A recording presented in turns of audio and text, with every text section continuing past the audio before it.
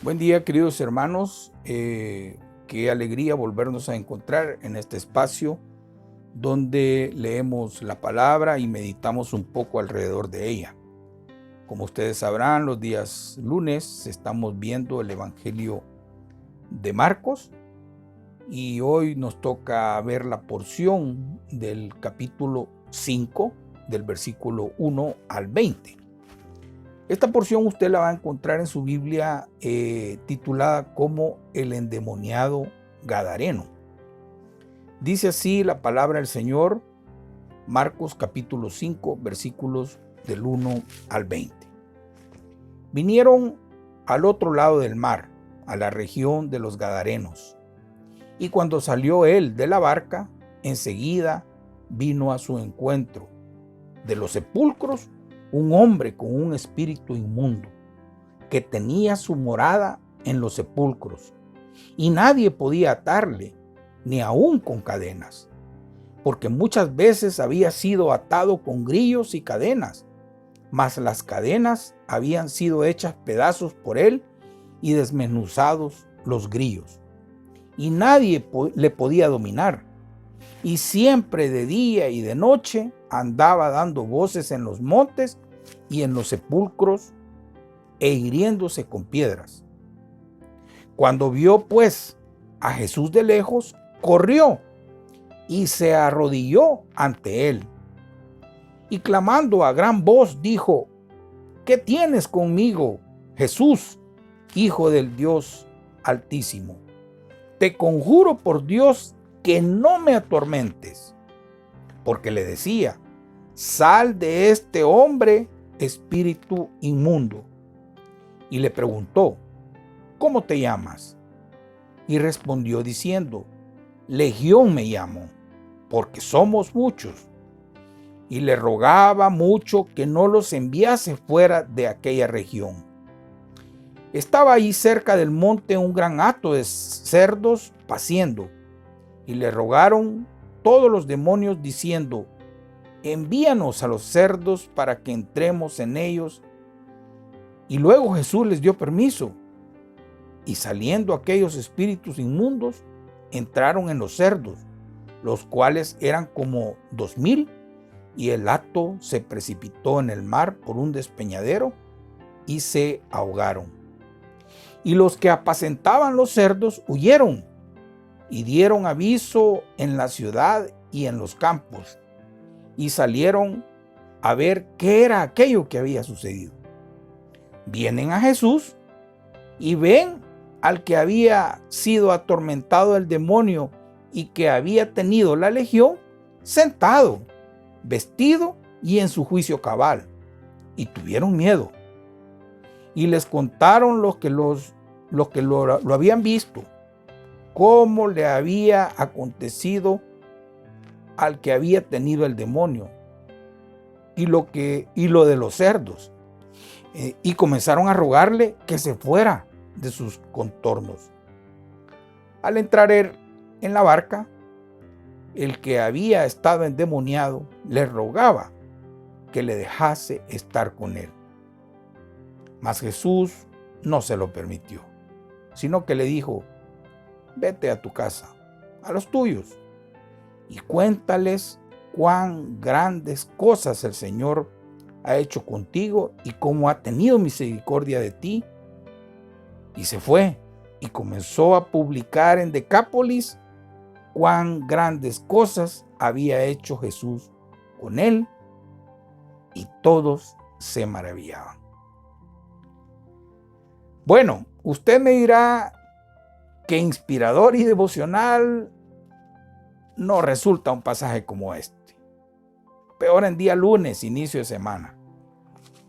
Bueno, seguramente que no, ¿verdad? Sin embargo, si lo vemos desde la perspectiva de 2 de Timoteo 3:16, que dice así: toda la escritura es inspirada por Dios y útil para enseñar, para redarguir, para corregir, para instruir en justicia, a fin de que el hombre de Dios sea perfecto, enteramente preparado para toda buena obra. Veamos, En el pasaje anterior, hermanos, el Señor mostraba su poder salvando a sus discípulos de las fuerzas físicas de la naturaleza. Pero estas fuerzas físicas no son los únicos poderes del universo, potencialmente hostil e incontrolable para el hombre. También hay poderes espirituales que buscan la destrucción del hombre mismo. Y el apóstol Pablo lo advierte cuando dice: vestíos de toda armadura de Dios para que podáis estar firmes contra las acechanzas del diablo. Porque no tenemos lucha contra sangre y carne, sino contra principados, contra potestades, contra los gobernadores de las tinieblas de este siglo, contra huestes espirituales de maldad en las regiones celestiales. Así que, hermanos, el evangelista Marcos nos va a llevar de la descripción del mar embravecido a un hombre incontrolable, fiero, indomable, que estaba poseído por una legión de demonios. Y lo que nos hace notar Marcos en la escritura es que el Señor Jesucristo tiene pleno dominio sobre ambos. Ahora veamos, ¿qué es la región de los Gadarenos? Esa región, bueno, era parte de la ciudad de Gadara. Esta ciudad era una comunidad griega que en los tiempos de Moisés, esta región había sido entregada a las tribus que habían acompañado a Moisés cuando salió de Egipto. Ellos habían tomado esas tierras, sin embargo, habían sido invadidos y culturizados por los griegos. Todo lo que estaba a su alrededor, los dioses, los templos, los anfiteatros, todo estaba dedicado a los dioses griegos. La mundanalidad era extrema. Entonces no era de extrañarse de encontrar a un hombre como este. Un hombre, dice, con un espíritu inmundo. La noche en el mar había estado cargada de fuertes emociones. Ustedes recordarán esa travesía de una orilla a la otra. Recordamos el temor de los discípulos ante la tempestad y luego ante el Señor cuando Él calmó el viento y el mar. Pero las emociones no habían terminado. Cuando llegaron a la orilla, seguramente ya muy entrada la noche, vino corriendo hacia ellos desde las tumbas un hombre endemoniado, desnudo, herido y gritando. Un endemoniado es un ejemplo extremo de lo que las fuerzas demoníacas pueden hacer con una persona que ha caído bajo su dominio. Por el contrario, la dignidad más alta que puede experimentar una persona es que su cuerpo llegue a ser templo y morada del Espíritu Santo y sea dirigido por Él. En contraste con las fuerzas satánicas, el Espíritu Santo libera a los hombres del pecado, desarrolla su personalidad y dignidad e incrementa también su dominio propio. La palabra dice que nadie podía atar a este hombre endemoniado, ni aún con cadenas. Mateo, el evangelista Mateo, en un pasaje paralelo a este, nos dice que la gente eludía aquellos lugares. Mateo 8:28 dice que nadie podía pasar por aquel camino. Ese hombre era un peligro. Este es un buen ejemplo de la impotencia humana frente al poder del enemigo, queridos hermanos. Dice la palabra que andaba dando voces en los montes y en los sepulcros.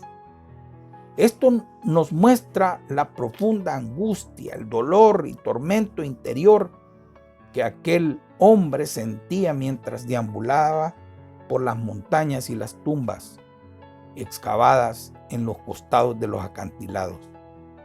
Pero también nos recuerda su estado y su final. Dice que vivía entre los muertos, hiriéndose con piedras, dice la palabra. Se hacía daño, estaba desesperado, sin control alguno. Y viene y se dirige a Jesús y le dice: te conjuro por Dios que no me atormentes. Vemos que cuando el endemoniado llega a la presencia de Jesús, las cosas cambiaron.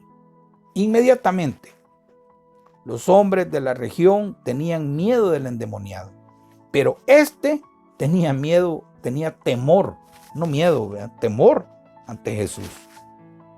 Los poderes de las tinieblas nos pueden atemorizar y resultan invencibles para los hombres, pero no para Jesús. Vemos también que el endemoniado estaba preocupado porque Jesús, como Hijo de Dios, podía precipitar o anticipar su ruina final. Los demonios saben que llegará el día del juicio, hermanos, cuando la libertad relativa de la que ahora ellos gozan se va a terminar para siempre. Y está determinado para ellos su castigo final y es terrible. Por eso le dice: ¿qué tienes conmigo, Jesús, Hijo del Dios Altísimo? Interesante, porque el endemoniado estaba enterado tanto del nombre humano que Jesús como de su deidad. Aunque este era al parecer su primer encuentro con Cristo, no se trataba simplemente de un loco que andaba por ahí chulón. Estaba poseído con poderes demoníacos que conocían la verdadera identidad de Cristo. Reconoció inmediatamente la majestad de Cristo. Así que su primera reacción fue de un temor reverencial que lo lleva a postrarse delante de él. ¿Cómo te llamas?, le dice Jesús. Legión me llama, le contesta, porque somos muchos. Y yo no diría que muchos, eran muchísimos, porque una legión se supone estaba compuesta de aproximadamente 6,000 soldados. Los evangelios nos informan del hecho de que una persona puede estar esclavizada por más de un demonio al mismo tiempo. Mateo 12:45 y Marcos 16:9. Pero este es un caso singular, precisamente porque de esa manera el Imperio Romano llegaba y conquistaba y conquistó a Israel por medio de sus legiones. Lo interesante es que luego vemos un cambio radical en este hombre. Estaba sentado, dice, vestido y en su juicio cabal. Ahora estaba con Jesús, sentado, vestido. Nadie había soñado con conseguir algo parecido de este hombre. El poder del Señor Jesús llega hasta donde nadie puede llegar, ni el gobierno, ni la asistencia social, ni la psiquiatría, ni familia, ni amigos podían llegar hasta donde Jesús llegó. Nadie antes había conseguido que este hombre estuviera en paz consigo mismo y con los demás. Cristo lo había liberado de los espíritus inmundos y había restaurado su libertad y su dignidad. Ya no era el loco que andaba ahí gritando de noche y día por los sepulcros, hiriéndose con piedras, haciéndose daño. Era un hombre nuevo, y eso gracias al Señor. Sigue diciendo la Escritura: y tuvieron miedo y comenzaron a rogarle que se fuera de sus contornos. Es curioso que la reacción de todo esto provocó en los habitantes de Gadara temor. Fue un gran temor. ¿Pero de qué tenían miedo? Aparentemente tenían miedo del poder sobrenatural de Cristo. Su presencia en medio de ellos les inspiraba temor. Así que decidieron que lo mejor era que Cristo se fuera de allí. Es incomprensible, ¿sabe? Porque la presencia de Cristo en medio de ellos era la garantía de que los demonios no volverían a hacer algo similar con ninguna otra persona. Y además, al ver al endemoniado en su nueva condición, debería haberles causado alegría, gozo, admiración por el Señor. Pero aquellos hombres se habían sentido golpeados en donde más les dolía, en su bolsa, su dinero. Como consecuencia, ellos habían perdido dinero de los cerdos que se habían ahogado. Por eso le invitaron a que se fuera. No valoraron todo el bien que Jesús podría haber hecho en esa región. ¿Cuántos más endemoniados creen que podían haber encontrado ahí? A lo mejor habían más. Pero parecía que apreciaban mucho más sus posesiones que las personas. Y esto no es extraño. En el conflicto entre los negocios y el bienestar espiritual, los negocios son primero, dice. Como sucede en la actualidad, eso no es cosa que no sepamos. Entonces vemos que esto es un claro ejemplo de una terrible ceguera materialista. Incontables multitudes siguen prefiriendo a Cristo lejos de ellos por temor a que su comunión con Él sea causa de alguna pérdida material. Pérdida también social. Perdemos amigos. Nuestra economía se ve afectada o personalmente. Así que tratando de salvar sus bienes pierden sus almas. Es muy triste, pero es algo que ocurre con mucha frecuencia. Cuando un notorio pecador se convierte a Cristo y su vida cambia, las personas que lo conocían antes, muchas veces en lugar de convertirse y de hacer lo mismo, prefieren alejar a Cristo de sus vidas e incluso intentan persuadir a la persona para que él también deje a Cristo. Y el Señor se fue, dice, se fue. Aquellas personas no sabían lo que estaba perdiendo, no sabían lo que perdían. De esto aprendemos un principio, queridos hermanos. El Señor no se queda donde no es bienvenido. Él no obliga a nadie a tener fe en Él o a amarle. Nunca nos va a imponer algo a la fuerza. Y entonces le dice al ex endemoniado, ¿ya? Vete a tu casa, a los tuyos. Pero cuando el Señor ya se iba, dice, en la barca con sus discípulos, surge esta petición, ¿verdad? Entonces, esta petición era una evidencia de una vida nueva que tenía este hombre. Quien ha sido salvado por el Señor desea estar con Él. Y por eso Él pedía estar con Él, acompañarlo. Sin embargo, el Señor no se lo permite, sino que le dice que se fuera a su casa y a los suyos. Y es que cuando comenzamos esta historia, nos encontramos al endemoniado viviendo solo en los sepulcros. Así que con esta orden, lo que Cristo deseaba era restaurar en este hombre, restaurarlo de manera social y familiarmente. El hogar debía ser el primer lugar donde el creyente debe de dar evidencias de su vida nueva, renovada, transformada. La verdadera actividad misionera comienza en casa. Y es aquí donde muchas veces no es coherente hacer grandes esfuerzos a favor de la evangelización en otras partes del mundo, mientras que desatendemos la educación cristiana de nuestros propios hijos, por decir algo. El Señor le dio una misión. Cuéntales cuán grandes cosas el Señor ha hecho contigo y cómo ha tenido misericordia de ti. Su misión, hermanos, consistía en testificar de las grandes cosas que Jesús había hecho con él, precisamente en la región donde no había querido admitir la obra personal del Salvador. A pesar del rechazo de los gadarenos, el Señor en su misericordia les dejó ahí el testimonio del hombre sanado. Nadie necesitaba más al Señor que ellos, evidentemente. Y este comenzó a publicar en Decápolis. Por eso Marcos lo detalla y menciona Decápolis. Él no llegó a Decápolis, llegó a una ciudad, dice. Y este, sin duda alguna, ha sido el primer contacto con la civilización griega. Y el hombre que había estado poseído por la región de demonios y a quien Cristo salvó, este fue el primer misionero que el Señor manda a predicarles.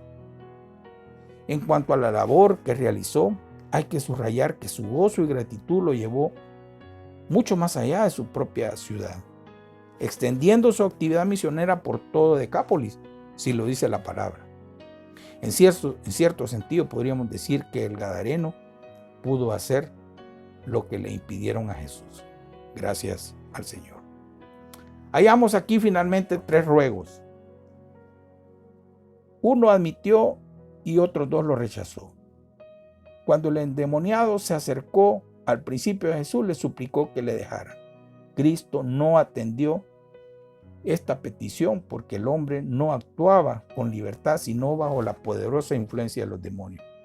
Más tarde los gadarenos le rogaron que se fuera de su contorno y el Señor accedió a irse, ya que esta petición era expresión de su libre voluntad, hecha con los ojos abiertos y a la plena luz de toda evidencia. Y Cristo respeta la elección de los hombres. Cuando Jesús se iba, el que había estado endemoniado le rogó que le dejara ir con él. Cristo no le permitió, puesto que ahora estaba a sus órdenes, pertenecía a su reino y por lo tanto estaba a su servicio. A manera de conclusión, hermanos, 1. Testifiquemos de lo que Jesús ha hecho en nosotros. Algo ha hecho sin duda. Revisemos ahí, en nuestro hogar, en nuestra familia. Y 2. Dejémonos que el Espíritu Santo que mora en nuestro cuerpo sea el que gobierne y nos guíe. Démosles libertad y plenitud en todas las áreas de nuestra vida. Y verá cómo disfrutaremos de la vida cristiana. Yo le animo, querido hermano, querida hermana, que vivamos unas vidas controladas por el Espíritu. Que Dios le bendiga.